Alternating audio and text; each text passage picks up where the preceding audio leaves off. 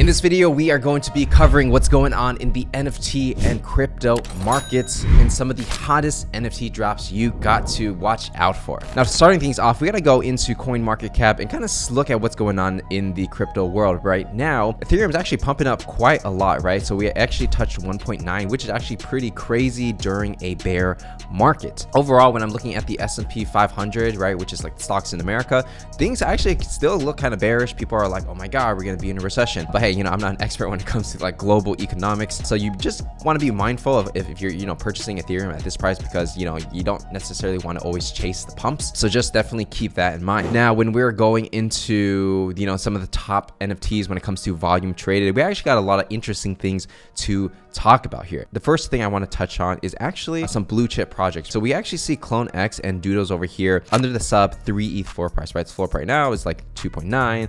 Doodles is also going to be 2.9, almost 3. So it's really interesting because at one point a CloneX was worth, like 17 ETH or something like that. And now it dropped all the way down to 3. So a lot of people are making the comparison to like, hey, you could have bought a CloneX or you could have got a twerking potato. So it's kind of funny, right? But I kind of want to dive into this. What's kind of going on here is my personal sentiment and me just kind of observing the market. I mean, it's not really clear who owns it right now. I think a lot of people invested into this, so it becomes more corporate and they went on flow. So I'm sure there's a whole conversation on the back end happening on that side. I think at the end, it's kind of like these projects in a way stop giving away free money. And I think that is the main driver to why people are selling, right? People want to be rewarded as holders, especially long-term holders. And then now they're just treated as consumers, right? Or that's the perception by a lot of holders. And that's why people are selling, right? So if you bought, let's say, a CloneX when it was at 5 ETH at the time, or like, just say like a couple months ago, it's kind of like, what is a catalyst to pump it to 10? And there's not really a catalyst. And so that's why people sell. When we're looking at potatoes, or if we're looking at captains, they're really pushing the meme land token really hard. So it's like, you got to have the captain, you got to have the potatoes, you put it together in the crew,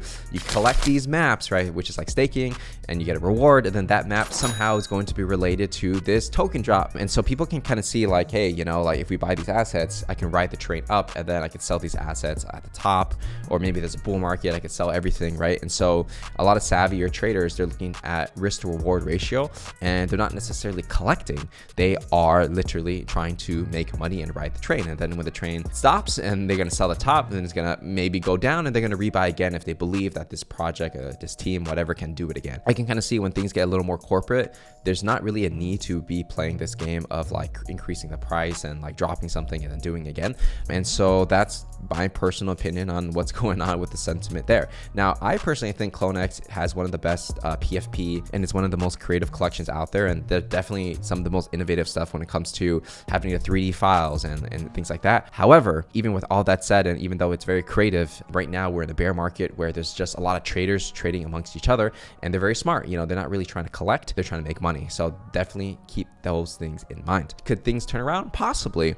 But what is the catalyst, right? The only people would know are insiders, right? So, it is what it is. Going into Yuga Labs, which I think right now is pretty much one of the kings when it comes to creating value out of thin air. They are doing an official collaboration with Gucci. So this particular collection is going to be a 3 limited supply, where you're actually going to get a physical Koda pendant. So there's going to be 925 silver ones. It's got this antique finish, this GG engraving on it, a unique edition number. So in order to buy this, you actually have to have a Koda or a Vessel NFT. There's going to be like tens of thousands of people that have this. So, a lot of people can buy this. And the price is going to be an ape. So it's going to be 450 ape. So quite interesting that they decided to use ape for this, because they have to justify why they dropped the token, right? And so by doing these things to show that, hey, ape is worth something, you can actually buy real world stuff, like whether it's NFTs or physical products like this, then it makes sense for the overall narrative. So once you have the pendant, you can actually take the NFT and then you can like permanently put it on your Koda, and then you add like this metadata trait on top of it. So that's a very interesting way to make an NFT dynamic. It's kind of interesting because there are different philosophies in NFTs. Some people are saying like, hey, everything needs to be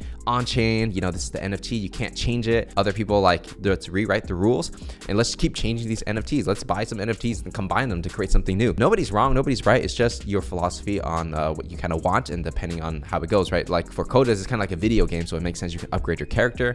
For fine art, for example, you actually don't want that to change. So it's better if it's on chain and all that stuff, and nobody can mess with it. Now, speaking of Yuga Labs, basically there's a decoupling going on. Let me explain to you how this works, because it's a little bit confusing. So originally we had the other deed for Otherside, right? So there are some of these that have Kodas on it, some of them don't.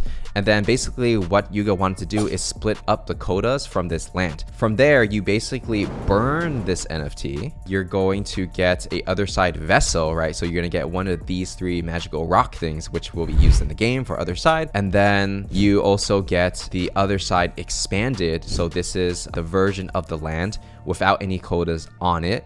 And you had already extracted your Otherside vessel. So that's why the price is 1.2. And then this is going to be, 0.38. So if you add those together, that's like 1.6-ish, right? So that's why the floor price for Otherside, it's 1.7. So you kind of see the math there, right? Now, if you had a Koda, it's going to be extracted from the land.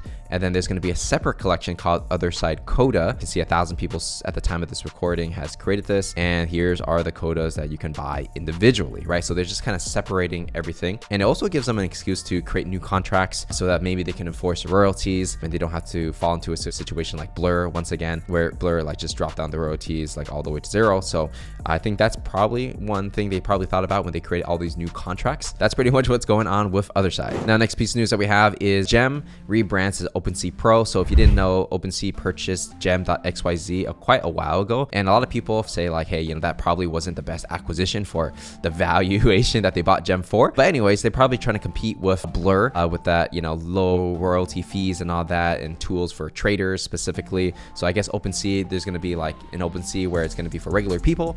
And then there's going to be Opensea Pro for traders, similar to how there's Coinbase and Coinbase Pro. So I definitely see them going down that route. It's kind of late in the game to be doing this, to be honest, because Blur pretty much ate their lunch. But hey, I'm sure they have a lot of funding, they have a lot of money, so maybe they can turn things around and win the hearts of all the traders. And so with that said, that's everything we got to cover for this video, and I will see you in the next one.